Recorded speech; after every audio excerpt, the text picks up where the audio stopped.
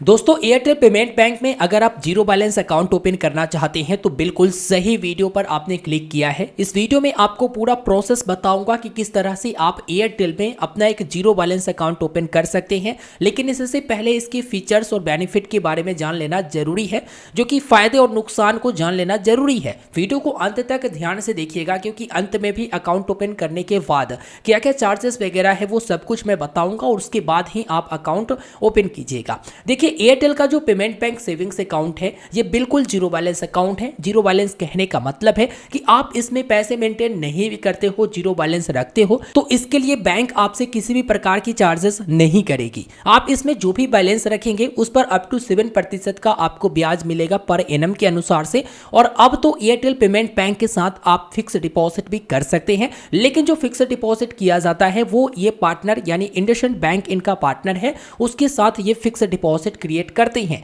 जो भी इंडसइंड बैंक की तरफ से आपको फिक्स डिपॉजिट पर रेट ऑफ इंटरेस्ट दिया जाएगा वो आपको मिलता रहेगा। अगर आप एयरटेल के एक सेविंग्स अकाउंट खोलना चाहते हैं जीरो बैलेंस वाला, तो आपके पास पैन कार्ड और आधार कार्ड होना चाहिए। ये जरूरी नहीं है कि आप एक स्टूडेंट हैं। अगर आप स्टूडेंट भी रहते हैं तो भी आप एयरटेल पेमेंट बैंक में जीरो बैलेंस अकाउंट ओपन कर सकते हैं। अब मैं आपको बताऊं कि इसमें आपको वर्चुअल कार्ड के साथ साथ फिजिकल कार्ड भी अब मिलने लगा है। इस एयरटेल पेमेंट बैंक का सेविंग्स अकाउंट आप ओपन करते हैं तो आप any point of time 2 lakh रुपए तक आप इसमें रख सकते हैं। अगर मैं ट्रांजैक्शन लिमिट के बारे में बात करूं और ट्रांजैक्शन के बारे में बात करूं तो ट्रांजैक्शन के लिए आपको यूपीआई की फैसिलिटी इसमें मिल जाती है। तुरंत आप इस सेविंग्स अकाउंट खोलते हुए यूपीआई सेट कर सकते हैं। इस सेविंग्स अकाउंट को आप इंस्टेंटली ओपन कर सकेंगे फुल केवाईसी के रूप में।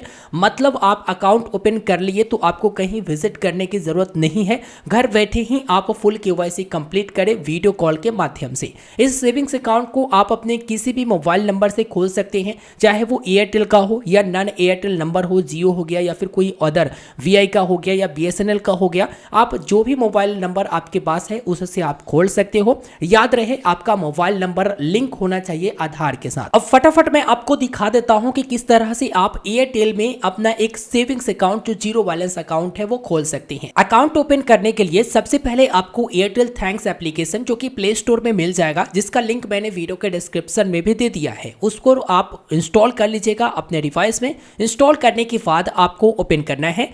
एप्लीकेशन ओपन करने के बाद आप देखेंगे यहां पर इस तरह से एप्लीकेशन ओपन होगा। इसके बाद आपको अपना मोबाइल नंबर दर्ज करना होगा। आप यहां पर 10 डिजिट मोबाइल नंबर दर्ज करें जिससे आप अकाउंट ओपन करना चाहते हैं। उसके बाद यहां पर एक ओटीपी आएगा, उसी नंबर पर ऑटोमेटिक यहां पर ओटीपी रीड कर लेगा। अगर इसी डिवाइस में लगा हुआ है तो, नहीं तो दूसरे डिवाइस में है तो आप ओटीपी डालकर लॉगिन पर क्लिक करेंगे। इसके बाद यहां पर कुछ इस प्रकार के इंटरफेस और यहां पर इस प्रकार के शॉप वाला ऑप्शन में लेकर आता है।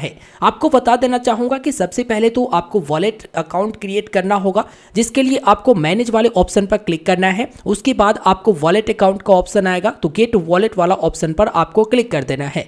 गेट वॉलेट वाले ऑप्शन पर क्लिक करने के बाद यहां पर आपको अपना फर्स्ट नेम, लास्ट नेम जो आईडी प्रूफ में है, date of birth, email ID, pin code और यहां पर आईडी प्रूफ सेलेक्ट कर लेना है, जिसमें आप आधार कार्ड को चुन लीजिए और आधार नंबर यहां पर दर्ज कर दीजिए। नीचे में आपका मोबाइल नंबर शो होता है। इसके बाद आप टर्म्स एंड कंडीशन को यहां पर एक्सेप्ट करेंगे और कंटिन्यू करेंगे। आप देखेंगे यहां पर आपको एम पिन बनाने को बोल रहा, जिसमें 4 डिजिट का आप एम पिन बना लेंगे। इसे आप लॉगिन के समय ध्यान में रखेंगे, यही आपको देना पड़ेगा।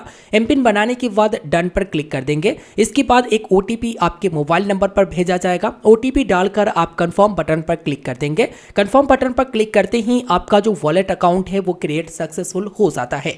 आपका जो वॉलेट अकाउंट का लिमिट रहता है वो 9,000 रुपए, लेकिन एक और लिमिट दिखाएगा 10,000 रुपए। एनी पॉइंट ऑफ टाइम में आपको बताऊं कि 10,000 रुपए तक आप उसमें लोड कर सकते हैं और 9,000 रुपए तक आप ट्रांजैक्शन कर सकते हैं। इसके बाद आप अपने payment bank savings account open करने के लिए एप्लीकेशन की होम पेज पर आ जाएंगे। एप्लीकेशन के होम पेज पर आने के बाद आप देखेंगे यहां पर मोर वाला ऑप्शन आ रहा, तो मोर वाले ऑप्शन पर आप क्लिक करेंगे। जब आप मोर वाले ऑप्शन पर क्लिक करते हैं तो ओपन बैंक अकाउंट की एक ऑप्शन मिल जाता है, या फिर वॉलेट वाला में ही अपग्रेड का ऑप्शन मिल जाएगा, उस पर आप क्लिक कर लेंगे या फिर आप प्रोफाइल वाले ऑप्शन में देखेंगे तो बैंक प्रोफाइल का ऑप्शन मिलता है, जिस पर क्लिक करके भी आप यहां पर अकाउंट ओपनिंग प्रोसेस कर सकती हैं। अकाउंट ओपन करने से पहले आपको यह दिखाएगा कि आपको 7% का इंटरेस्ट मिलेगा आपके सेविंग्स बैंक अकाउंट पर, जो कि अप टू में है।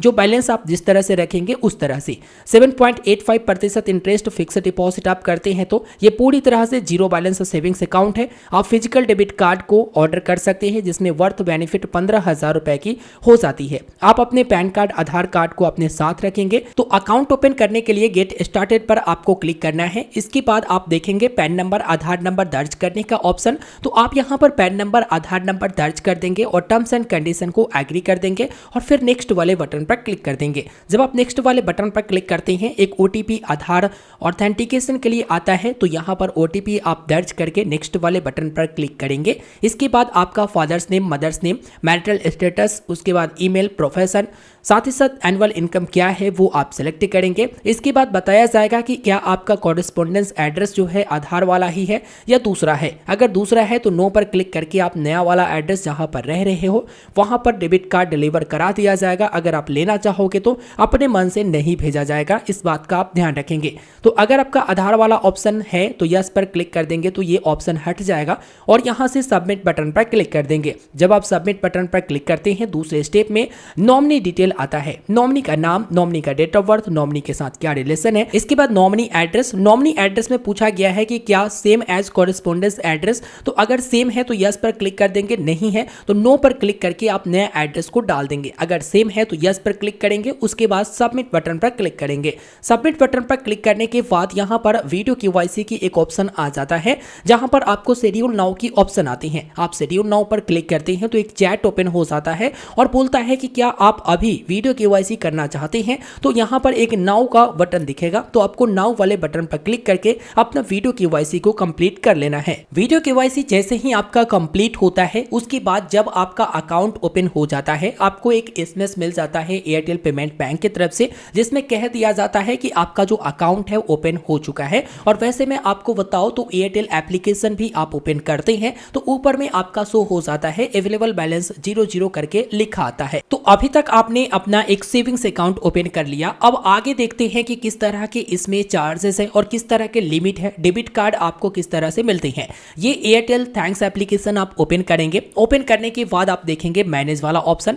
मैनेज वाला ऑप्शन में जो भी आपका सेविंग्स अकाउंट रहेगा वो ऊपर में शो हो जाता है। आप सेविंग्स अकाउंट वाले ऑप्शन पर क्लिक कर लेंगे। जब आप सेविंग्स अकाउंट वाले ऑप्शन पर क्लिक करते हैं तो यहां पर आपको कई सारे ऑप्शन मिलते हैं। सबसे पहले डेबिट कार्ड के बारे में समझते हैं जो कि 15,000 ऑफ बताया गया है। डेबिट कार्ड डिटेल पर क्लिक करते हैं। यहां पर बताया गया है कि आप अपने वर्चुअल कार्ड को यहां से देख सकते हैं। देखिए व्यू वर्चुअल कार्ड पर क्लिक करेंगे तो इसके बाद बोलेगा कि आप अपने वर्चुअल कार्ड को एक्टिवेट कीजिए, तो आप अपने वर्चुअल कार्ड को एक्टिवेट कर लेंगे। लेकिन यहां पर बोल रहा कि आप फिजिकल कार्ड लेना चाहते हैं तो 349 रुपया आपको पे करना है। अगर व्यू वर्चुअल कार्ड पर क्लिक करूंगा तो यहां पर एम पिन खोजा जाता है। जो एम पिन आपने बनाया वो एम पिन आपको दर्ज करना है। इसके बाद आपका जो वर्चुअल कार्ड है वो आपके सामने शो हो जाएगा। ये क्लासिक वाला वर्चुअल कार्ड है। मैनेज वाला ऑप्शन यहीं से मिल जाता है। आप अपने कार्ड को डीएक्टिवेट कर सकते हैं, लिमिट को सेट कर सकते हैं और सेट पिन ऑप्शन आ जाता है। देखिए आप इस कार्ड से 25,000 रुपए तक ट्रांजैक्शन आप कर सकेंगे। अगर आप ऑर्डर करते हैं फिजिकल कार्ड तो ऑर्डर योर फिजिकल कार्ड पर क्लिक करेंगे।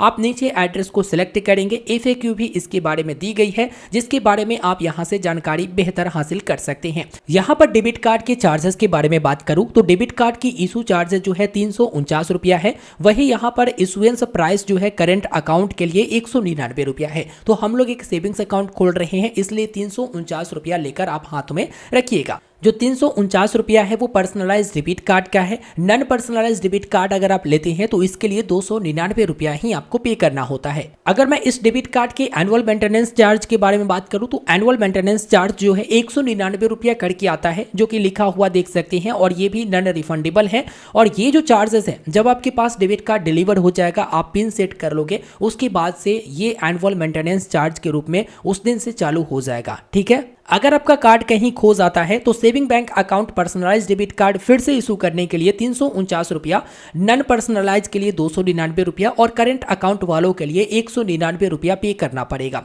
अगर मैं वर्चुअल डेबिट कार्ड के बारे में बात करूं तो वर्चुअल डेबिट कार्ड जारी करने का कोई भी चार्ज नहीं है, लेकिन एएमसी जो चार्जेस है वो यहाँ पर 25 रुपया प्लस जीएसटी लगता है। अगर आप चाहते हैं कि ये 25 रुपया प्लस जीएसटी ना दे तो इसके लिए सर्विस के ड्यू डेट से पहले आपको ऑप्ट आउट वाले ऑप्शन को चुनना पड़ेगा, या फिर आप उनको डायरेक्टली कॉल करके बोल सकते हो। अब मैं बात कर लेता हूं लिमिट के बारे में। तो जो पर्सनलाइज ई डेबिट कार्ड मिलता है वो 25,000 रुपए के लिमिट के साथ आता है। अगर आपका फिजिकल डेबिट कार्ड भी आता है उसमें भी लिमिट वही है, लेकिन वही आपका करंट अकाउंट होता है तो 50,000 रुपए की लिमिट के बारे में बताया गया है। लेकिन हम लोग खोल रहे हैं एक जीरो बैलेंस सेविंग्स अकाउंट, इसलिए 25,000 रुपए के लिमिट के साथ आपको यह डेबिट कार्ड देखने को मिलता है डेली के हिसाब से। चाहे पीओएस के बारे में बात करें या ऑनलाइन के बारे में बात करें या एटीएम कैश विड्रॉ के बारे में बात करें, अगर आप फिजिकल डेबिट कार्ड मिलते हैं और कहीं एटीएम में आप यूज करने जाते हैं तो इसमें यह जान लेना जरूरी है कि कितना आपको फ्री में पर मंथ के हिसाब से ट्रांजैक्शन मिलता है। तो अदर बैंक का जो मेट्रो एटीएम है उसमें आपको 3 फ्री मिलता है एवरी मंथ,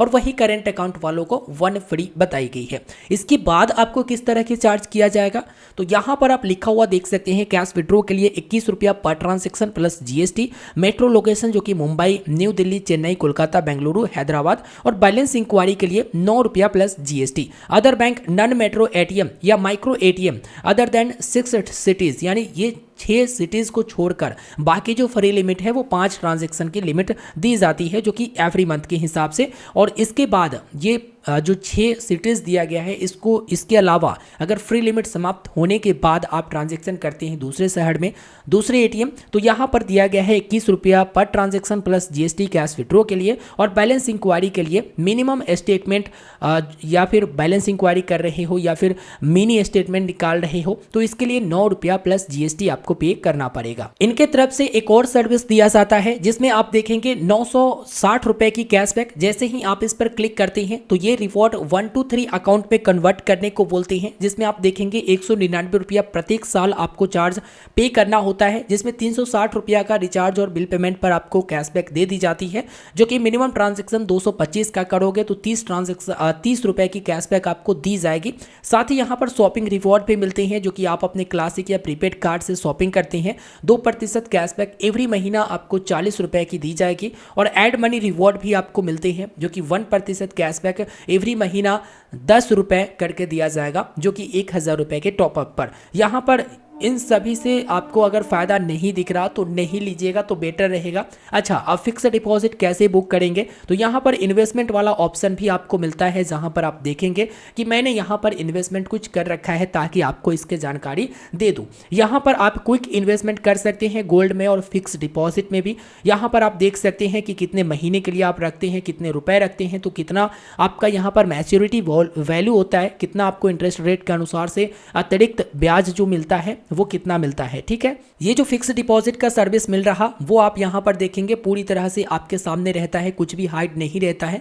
अगर आप इन्वेस्ट करना चाहते हैं तो अभी ही कर सकते हैं, और भी ऑप्शन अगर आप देखना चाहते हैं तो और भी ऑप्शन आपको मिल जाता है। फिक्स डिपॉजिट जो किया जाता है वो पावर एंड इंडसइंड बैंक की तरफ से किया जाता है, और यहाँ पर आप देखेंगे कि नो मोर पर क्लिक करते ही यहाँ पर डिटेल में आपको इसके बारे में जानकारी मिल जाता है, जहाँ पर मिनिमम 500 रुपए का आप फिक्स डिपॉजिट आसानी से कर सकते हैं। रेट ऑफ इंटरेस्ट के बारे में बात करें तो बैंक के अनुसार से रेट ऑफ इंटरेस्ट बदलते रहता है। अभी जो रेट ऑफ इंटरेस्ट आप देख रहे हैं हो सकता है आगे चलकर बढ़ जाए या फिर इससे घटा हुआ दिखाई दे आपको। इस वीडियो में कंप्लीट मैंने जानकारी दे दिया है, कुछ भी आपसे छुपा हुआ नहीं है, सब कुछ मैंने बता दिया है। लेकिन एक वेस्ट अकाउंट है, आप अगर इधर उधर नहीं पढ़ते हो ताम झाम में तो बढ़िया है, आप अपने वर्चुअल कार्ड से काम चला सकते हो, या फिजिकल कार्ड आपको नीड है तो वो भी आप ले सकते हो। लेकिन एक जीरो बैलेंस सेविंग्स अकाउंट है, इस बात का आप ध्यान रखेंगे। और अभी जो है पेटीएम पर आपको मालूम होगा आरबीआई ने पेटीएम पर शिकंजा कसते हुए कहा कि 29 फरवरी 2024 के बाद से उसमें जो है जो सेविंग्स अकाउंट है या करंट अकाउंट है उसमें कोई डिपॉजिट नहीं कर सकता है, क्रेडिट या ऐड मनी नहीं कर सकता है।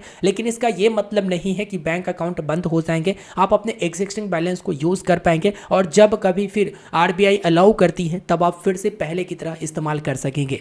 अगर पेमेंट बैंक के बारे में बात करूं तो छोटे मोटे ट्रांजेक्शन के लिए बेस्ट होता है, और हम लोगों के लिए पेमेंट बैंक ठीक है कि चलो भाई आराम से कुछ पैसे रखते हैं, ट्रांजैक्शंस वगैरह कर लेते हैं। बाकी आप लोग वीडियो के नीचे कमेंट करके बताइए पेमेंट बैंक आपको कैसा लगता है। अगर आप पेटीएम पेमेंट बैंक यूज कर रहे होंगे तो आपको तो मालूम ही होगा।